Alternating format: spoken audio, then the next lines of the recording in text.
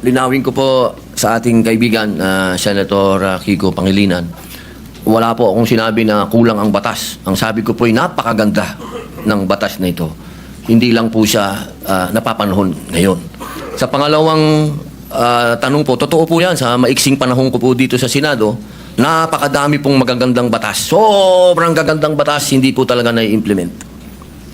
Hindi lang po sa usapin na ito. Usapin lang ng agrikultura, number 1 na yun.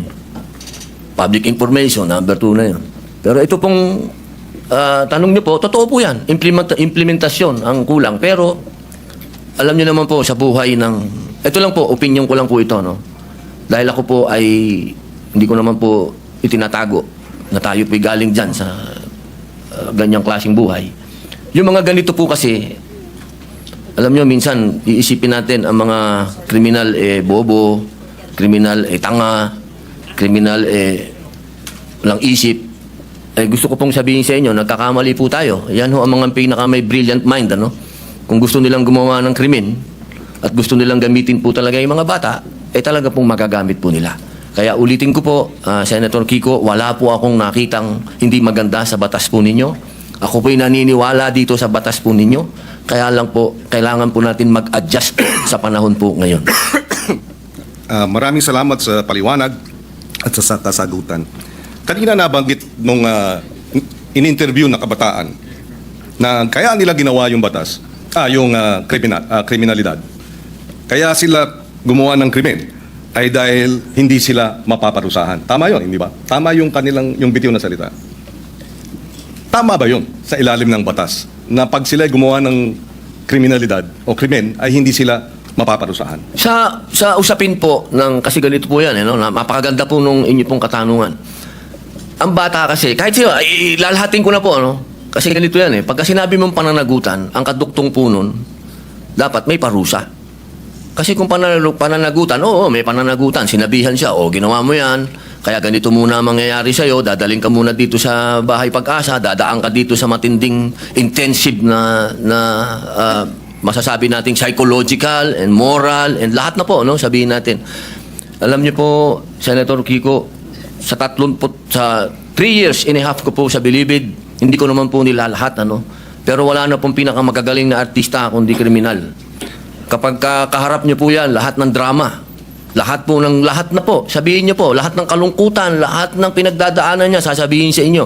Pero pag talikod po ng nag-i-interview dyan, halimbawa ng empleyado, yung sabihin gwardiya, o ng probation officer, pag talikod po nun, pagbalik niyo sa selda, bubuksan yung wallet niya, papakita sa iyo yung dyaryo, itong pinatay ko, pare. Ganyan po ang criminal mind. Hindi ko naman po hinilalahat. Pero pagka sinabi po natin kasi ng pananagutan, dapat nagbabayad ka ng kasalanan, hindi lang binasa sa iyo. Hindi yung parang gumawa ka ng isang karumal-dumal na krimen, ito po nakita ko po ito dahil ako po ay kagyat na pumunta sa Camarines Norte nung ni-rape nila yung batang, ano po ito Senator Kiko magkakaibigan po ito. Yung babae ni-rape nila, binidyo nila, lahat, pinatay, lahat po, binidyo, hanggang naagnas yung bata, binidyo. Pagdating po, kasama po ako doon nung dinala po doon sa Bahay Pag-asa, ang sabi ng bata, hahantingin ko kayo, sabi doon sa mga, papatayin ko kayo, sabi doon sa mga pulis. Ilang taon yung batang yun? 13 po. At ilang taon yung, grupo sila, hindi ba? Grupo po. 13, 15, yung isa po, 16. Yung bata pong ni-rape nila, 13 din. Yes. Okay. Kaya ako tinatanong yun, dahil yung bitiw na salita ng bata dito sa video na sinasabing ginawa namin ng krimen dahil alam namin hindi kami mapaparusahan ay maling impormasyon. Hindi tama na hindi sila mapaparusahan.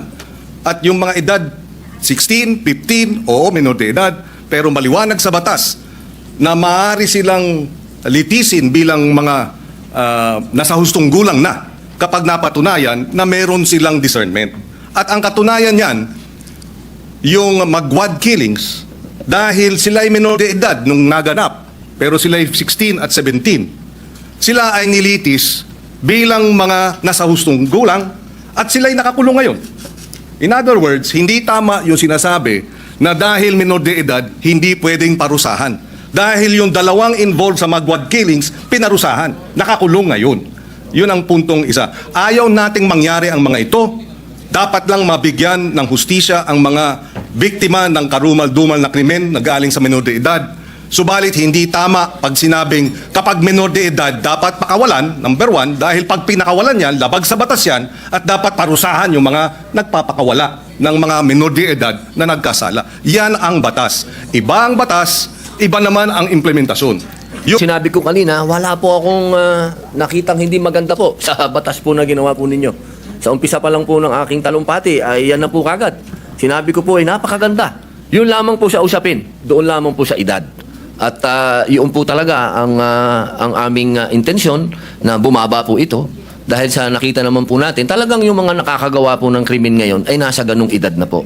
Huwag niyo pong isipin na ang aking amenda ay para guluhin o sirain ang honor ng batas po na yan. Hindi po. Ako po ay isang ayon dyan. Yung lamang pong provision na yun. Kailangan lang naman po talaga nating pag-aralan mabuti dahil sa ngayon po talaga aming ginagalang at mahal na Senador Kiko Pangilinan, iba po kasi ang pinanggagalingan natin. Kayo po ay magaling na abogado. Kayo po ay nasa, medyo ironic lang kasi kayo ang nasa posisyon ng akusado, ako naman ang nasa posisyon ng biktima. Pero iisa lang po yung ating mithiin, proteksyon na ng mga bata. Bata. Opo. Pero yung mga nakagawa po ng mga heinous crime, hindi ko po talaga matatanggap na tatawagin nating mga bata itong mga ito. Tama po yan. Naliligayahan sapagkat kayo po ay bukas sa debate at pagdiskusyonan. Yan naman po yung lagi naman natin dito yan sa Senado.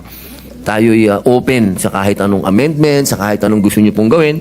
Ang kailangan lang po natin talaga, katulad po nung sinabi ng aking talumpati kanina, kailangan po itong marinig, kailangan itong pag-usapan, kailangan ang mga biktima ay marinig din sa komite. Kung ito po ay pag-uusapan na sa komite ni Senator Alan Peter Cayetano, mas maganda din po na marinig din sila. Alam nyo, mahal na kaibigan, Senador Kiko Pangilinan, yung pagkakataon na ang kabataan po natin sa ngayon, kapag sila ay nakita nila kasi na tayo easy-easy lang. At alam naman natin na kayo po mismo ang nagsabi, may problema sa implementasyon at napanood pa nila ngayon yan. Nako, lalo na naman lalakas po ang mga loob ng mga sindikatong bata. Ako po'y kaninang-kanina, habang nag-uusap po kami ng aking legis, sabi ko sa kanila kanina, alam niyo kung yung mga brilliant mind na mga criminal minds na yan, kung ito ay kanilang i-exploit, talagang mag-aalaga ka talaga ng mga batang wala na sa kanilang pag-iisip. Ito lang pong pagpapababa natin ng edad, ito po ay kailangan meron din tayong ganung warning na sana po buksan din po natin ang isip natin sa usapin ng kailangan na. Hindi po, wala kang kailanman nasasabihin sa inyong ako'y kontra sa mga bata o hindi. Doon lang ako sa karumal-dumal, doon lang ako sa hinus. Doon lang ako sa hindi masikmura. Ako na to, ako na po ito, hindi ko masikmura. Si Robin na po ako, Nakita ko na ang worst of the worst, sabihin nyo na. Pero ako hindi ko masikmura.